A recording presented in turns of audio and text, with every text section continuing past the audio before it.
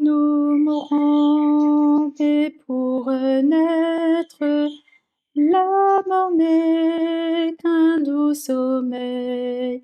Bientôt Jésus va paraître, ce sera le grand réveil des profondeurs de l'abîme, de la tombe noir séjour, de la plaine et de la cime, tout cela verront un jour. Nous mourrons, mais pour naître, et quittant le froid tombeau, nous saluerons notre Maître au seuil d'un monde nouveau. La mort délaissant sa proie, fuira devant son retour, et de l'éternelle joie pour nous brillera le jour. Amen. Amen. Eh bien, nous allons nous prosterner pour la prière. Notre Père céleste, nous te remercions pour ce moment que tu nous permets de passer à l'étude de ta parole. Veuille nous accorder ton Saint-Esprit en cet instant, afin que nous puissions avoir la sagesse et la compréhension de ta part pour comprendre le message que tu nous as à nous adresser ce matin sur le thème des deux résurrections. Et veuille nous aider à mettre ces enseignements en pratique dans nos vies de tous les jours. Bénis chacun d'entre nous ici présents et que tu nous aides à passer un bon sabbat. Bénis en Jésus-Christ, notre bien-aimé Sauveur. Amen. Amen.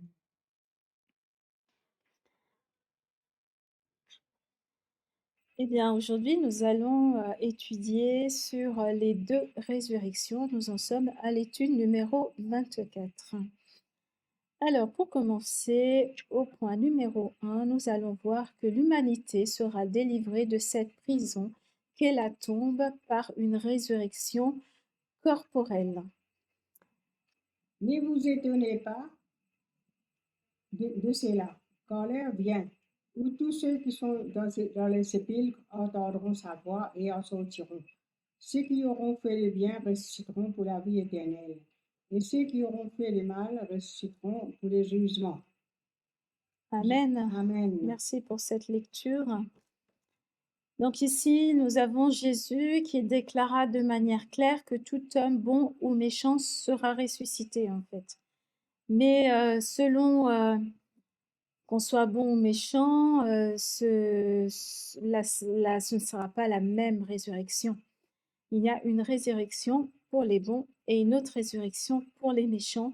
Et c'est ce que nous allons voir dans cette étude. Et c'est la raison pour laquelle cette étude s'intitule « Les deux résurrections ». Donc ceux qui auront fait mal seront condamnés, mais ceux qui auront fait le bien iront au ciel. C'est là la différence entre ces deux résurrections en fait. Alors pour continuer cette étude, nous allons lire dans Daniel 12, verset 2, et je vais te demander, Véronique, de bien vouloir nous lire ce texte, s'il te plaît. Oui. Et plusieurs de ceux qui dorment dans la poussière de la terre se réveilleront, les uns pour la vie éternelle, les autres pour l'opprobre et une infamie éternelle. Merci, Amen, Véronique, pour cette lecture. Nous lisons qu'il y a une résurrection Donc cette réalité est exprimée avec la notion de réveil, puisque la mort est un sommeil et nous l'avons vu durant les 2 dernières études. Les uns se réveillent pour la vie éternelle et les autres pour l'opprobre. Et donc, il y a bien 2 résurrections qui vont avoir lieu avec des conséquences qui ne seront pas les mêmes par contre. Alors là, maintenant, nous allons voir, un texte, dans 1 Corinthiens 15, versets 12 à 21. Et je vais te demander, mamie, de bien vouloir lire.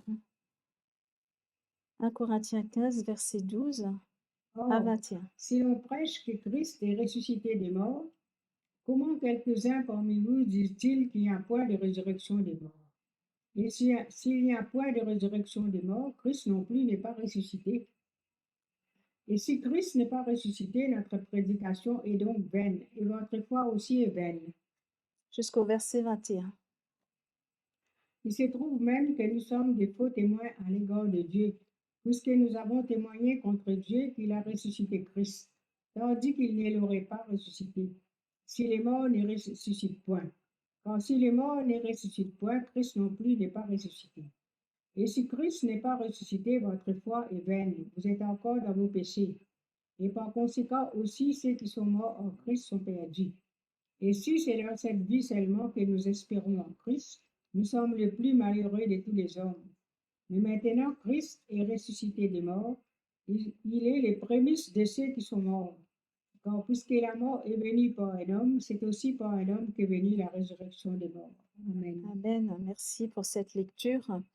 Nous voyons ici que si nous refusons, qu'il y ait une résurrection, nous refusons que Jésus lui-même soit ressuscité, en fait, alors que nous savons qu'il est réellement ressuscité.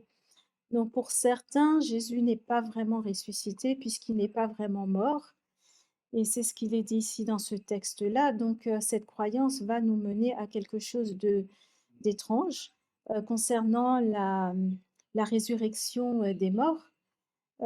Puisqu'il ne peut pas y avoir de résurrection des morts sans la résurrection du Christ. Et ce qui est valable pour Christ est aussi valable pour nous, puisque le Christ est notre exemple. Et donc pour aller plus loin dans cette étude, je vous invite à lire, donc je vais vous inviter, Véronique, à lire le texte dans Actes 24, verset 15, s'il te plaît. Oui. Ayant cette espérance en Dieu, que la résurrection des morts, tant des justes que des injustes, qu'ils attendent aussi eux-mêmes, arrivera. Merci Véronique pour cette lecture. Donc la résurrection des morts, donc s'élaborera tant pour les justes que pour les injustes.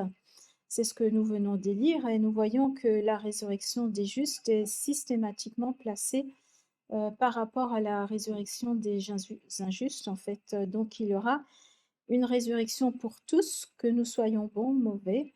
Et c'est la raison pour laquelle nous parlons de 2 résurrections. Mais les méchants, pourquoi doivent-ils ressusciter en fait? On pourrait se poser cette question-là. Est-ce qu'ils vont brûler en enfer, comme on a tendance à le croire? Eh bien non, ce n'est pas ce que la Bible nous dit. La Bible ne nous dit pas que les méchants brûleront en enfer. C'est une croyance qui est fausse en fait. Ce n'est pas du tout dans le caractère de Dieu, qui est un Dieu d'amour, de faire brûler, même si les méchants le sont, de les faire brûler en enfer. Il s'agit en fait d'une résurrection de condamnation. Ils seront ressuscités pour entendre leur condamnation et nous verrons cela plus tard dans d'autres textes. Il faut que les méchants puissent entendre leur sentence et être au courant du salaire qui sera le leur. Et donc la mort au final est véritablement la mort éternelle en fait. Et c'est cela leur condamnation. Ils entendront, donc il faut qu'ils entendent cela avant de mourir. Mais il n'y a pas ils ne seront pas brûlés éternellement. Avant d'être mis au repos, ils entendront quels seront leurs sorts. Et leur sort sera un sort qui est terrible, puisqu'ils brûleront réellement dans le feu, en fait. Ils brûleront réellement dans le feu. Ils le sentiront réellement au niveau physique, mais aussi au niveau mental et spirituel, en ce qui concerne la souffrance, mais ce ne sera pas, éternellement. Il y aura une fin, en fait, et certains, ne croient pas, en cette, résurrection, pour la condamnation, mais c'est pourtant ce que la Bible nous dit, en fait, et donc ceci nous amène au deuxième point, avec les justes qui auront part à la première résurrection qui a lieu lors de la seconde venue du Christ. Et donc nous pouvons lire cela dans 1 Thessaloniciens 4, versets 14 à 16. Et je vais te demander, Mamie, de lire, s'il te plaît.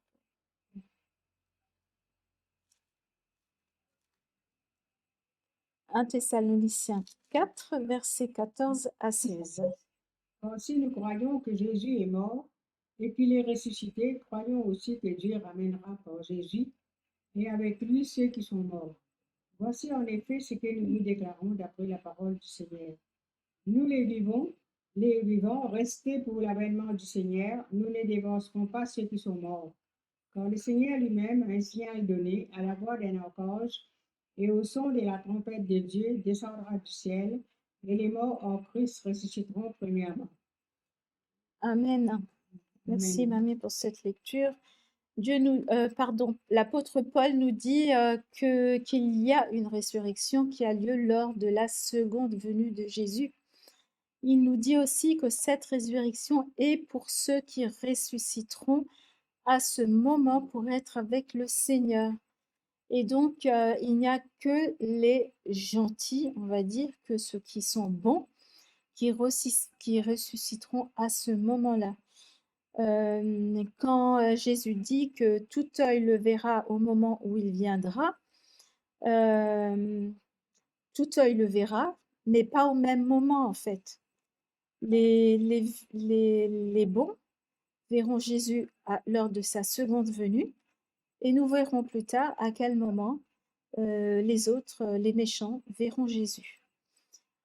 Alors, nous allons continuer pour cela avec 1 Thessaloniciens 4, verset 17. Donc, nous restons dans le même chapitre. Donc, c'est juste le verset qui suit, le verset 17, Véronique, si tu veux bien lire, s'il te plaît. Oui. Ensuite, nous les vivants qui serons restés, nous serons enlevés avec eux sur des nuées à la rencontre du Seigneur, dans les airs, et ainsi nous serons toujours avec le Seigneur. Amen. Merci Véronique pour cette lecture. Donc ceux qui ont part à cette résurrection, c'est pour être avec le Seigneur pour toujours en fait.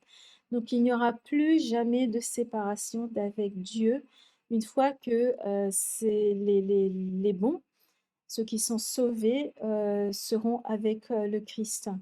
Donc la première résurrection a bien lieu au second retour de Jésus.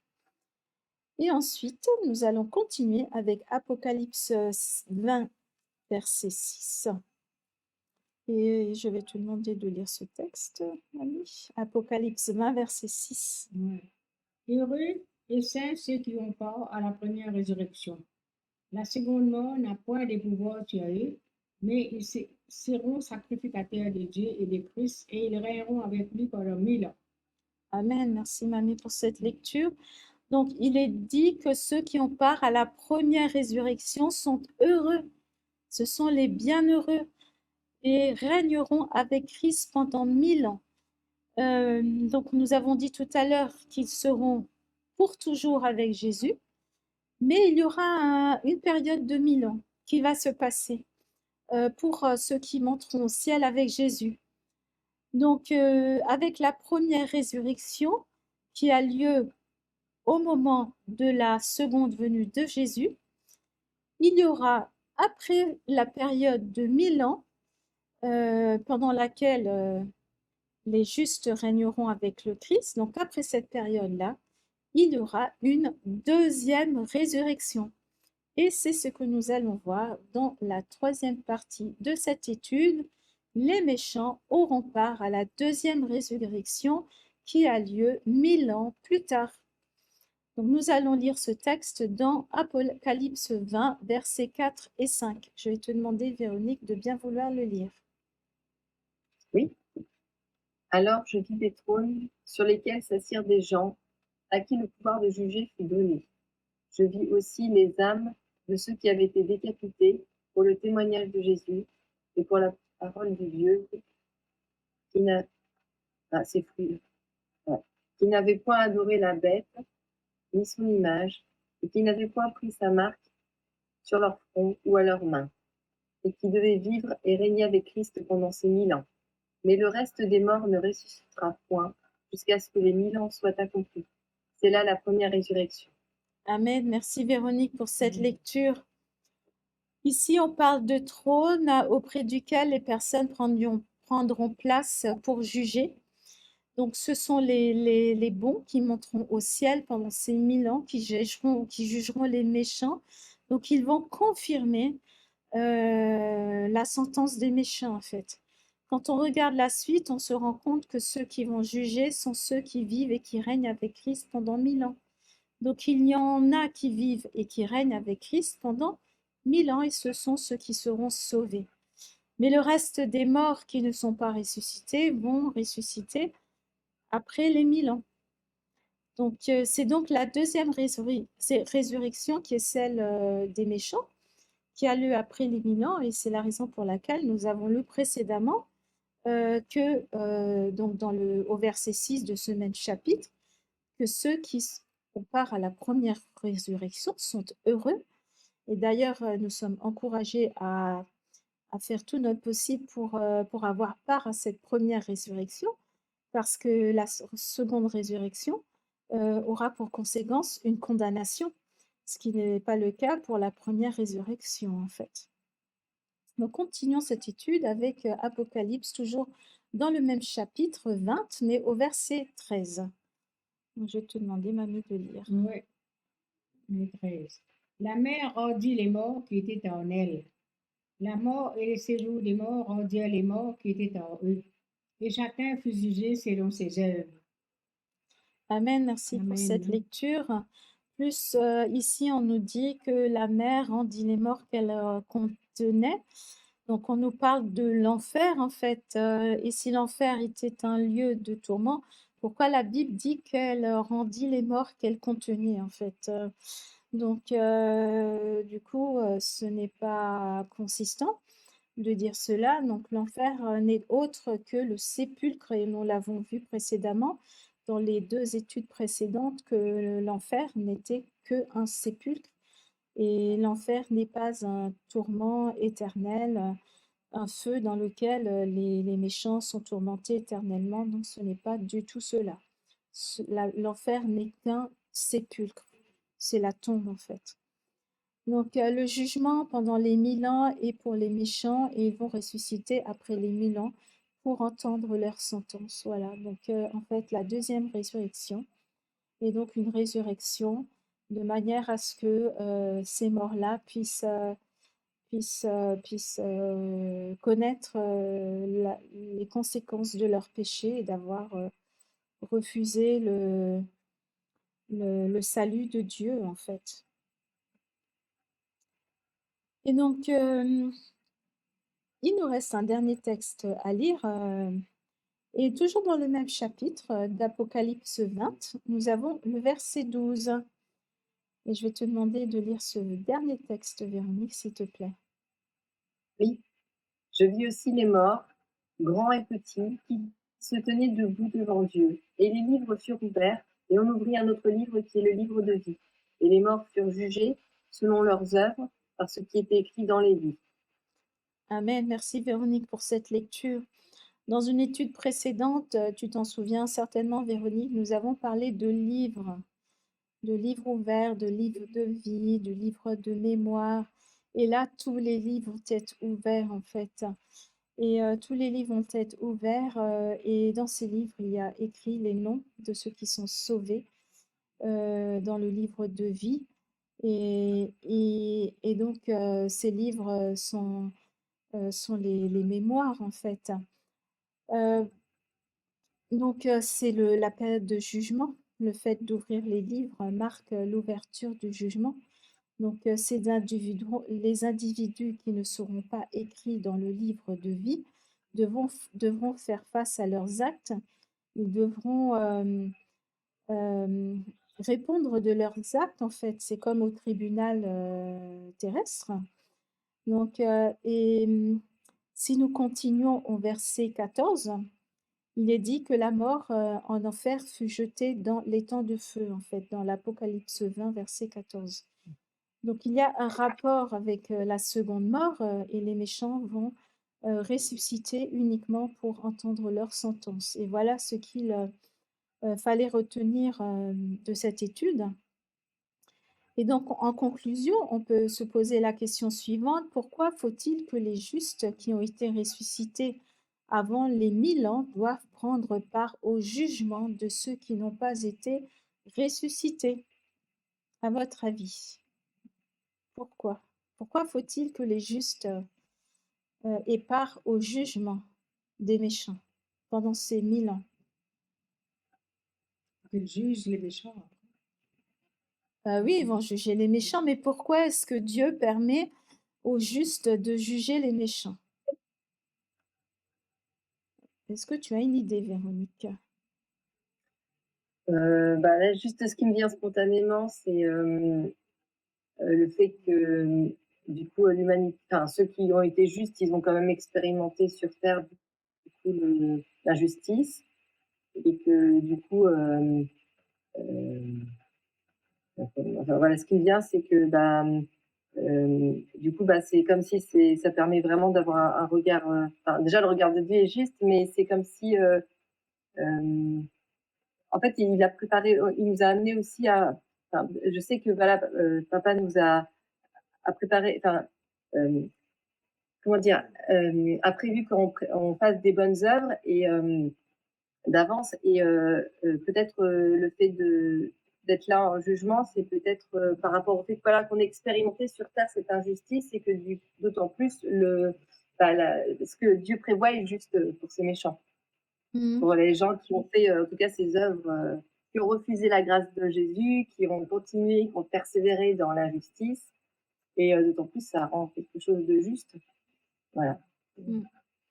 Oui, C'est c'est ça. ce que tu dis, c'est juste, Véronique, ce que tu as dit, mamie aussi, c'est juste. Mais imaginons que, au ciel, en fait, vous ayez, je sais pas, votre fille, votre fils ou vos parents qui sont Mmh. pas au ciel. On a peut-être besoin de comprendre pourquoi aussi. Mmh. Et donc du coup, durant ces 1000 ans, Dieu nous donne, cette opportunité de juger, les méchants, de manière à ce qu'on puisse aussi comprendre dans tous les détails, la raison pour laquelle, telle ou telle personne parmi nos proches ou nos amis ne sont pas là avec nous au ciel, en fait. Ouais. C'est aussi, tout ce que vous avez dit est juste, mais il y a aussi le fait que nous devons aussi comprendre, comme les justes seront justes, Mmh. Dieu donne aux justes aussi le pouvoir de juger, en fait. Et c'est le pouvoir, c'est le jugement ici, il s'agit du jugement, du coup exécutif, qui est la sentence, en fait. Et nous avons parlé, déjà du jugement précédemment dans d'autres études, et là nous en sommes dans la partie du jugement exécutif, juste celle qui aboutit, à la sentence. Et donc c'est un pouvoir que Dieu donnera aux justes, de manière à ce que personne ne puisse contester aussi, la justice de Dieu, en fait, que tout le monde comprenne la justice Mmh. de Dieu. Pourquoi, telle ou telle personne qu'on aurait voulu être là avec nous, éternellement au ciel, n'est pas là. Ça peut être aussi notre mari, notre femme, notre enfant, nos parents, et cetera, nos meilleurs amis, et puis, telle ou telle personne qu'on aurait voulu être avec nous, n'est pas là. Et donc, c'est aussi une des raisons pour lesquelles, Dieu nous donne ce pouvoir-là de juger parce que Dieu donne aux justes le pouvoir de juger parce que parce qu'ils sont justes en fait, parce qu'ils ont cette justice de Christ et c'est ce qui leur donne ce pouvoir-là. Est-ce que c'était clair, hein, ce que mon explication, est-ce qu'elle a été claire? Oui, oui, oui, ouais, c'est clair. Ok, très bien. Eh bien, nous allons continuer avec le résumé de cette étude. Donc, nous avons vu que l'humanité sera délivrée de cette prison qu'est la tombe par une résurrection corporelle. Ensuite, les justes ayant part à la première résurrection qui a lieu lors de la seconde venue du Christ. Et ensuite, les méchants à la seconde résurrection qui a lieu 1000 ans plus tard. Et nous voilà arrivés au moment des questions. Est-ce qu'il y a des questions?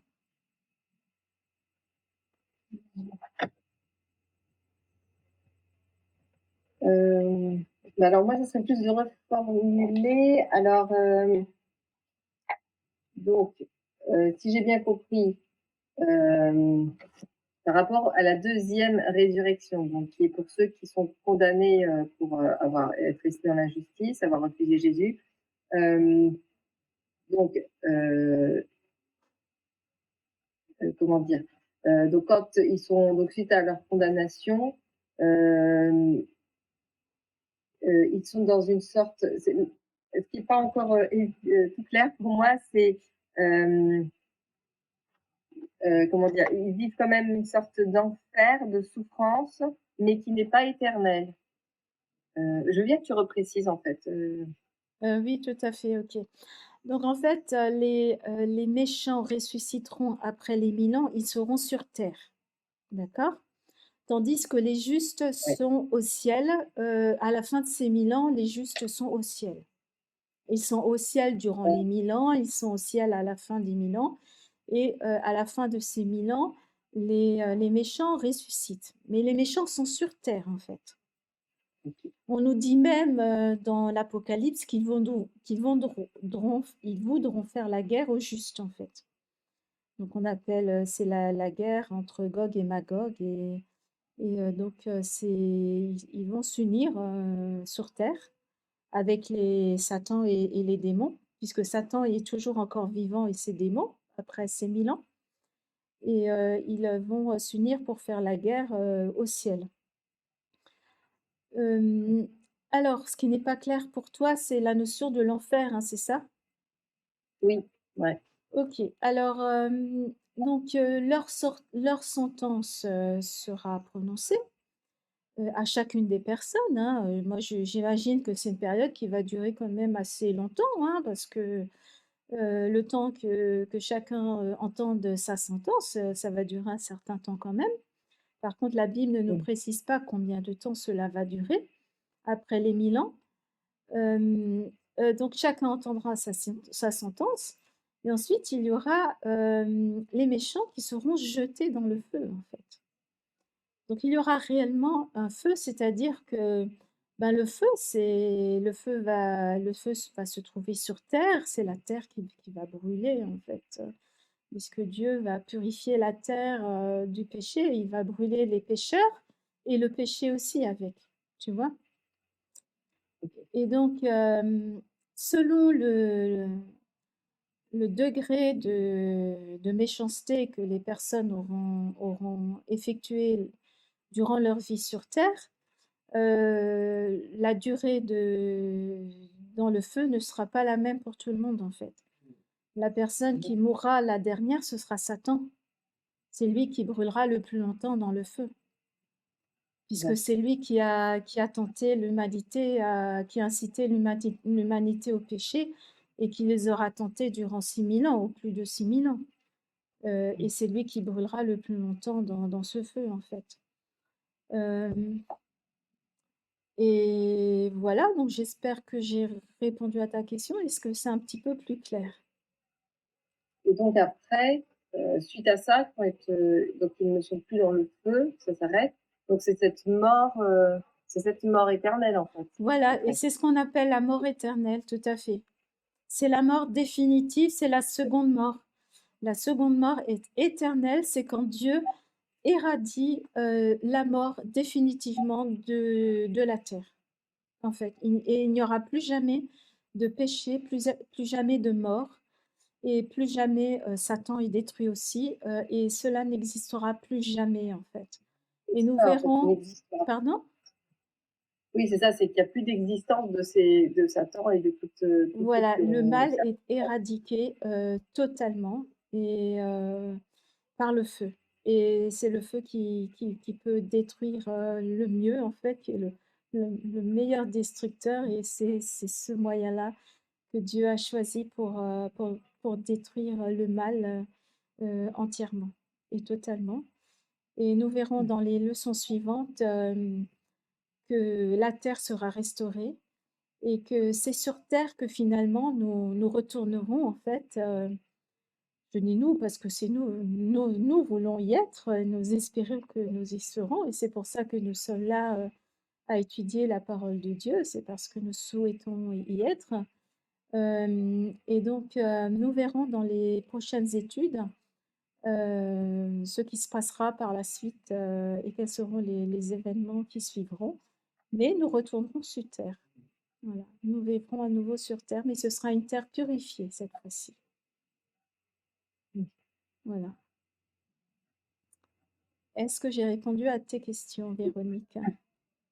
Oui, oui, merci. Ok, ben, gloire à Dieu pour cela.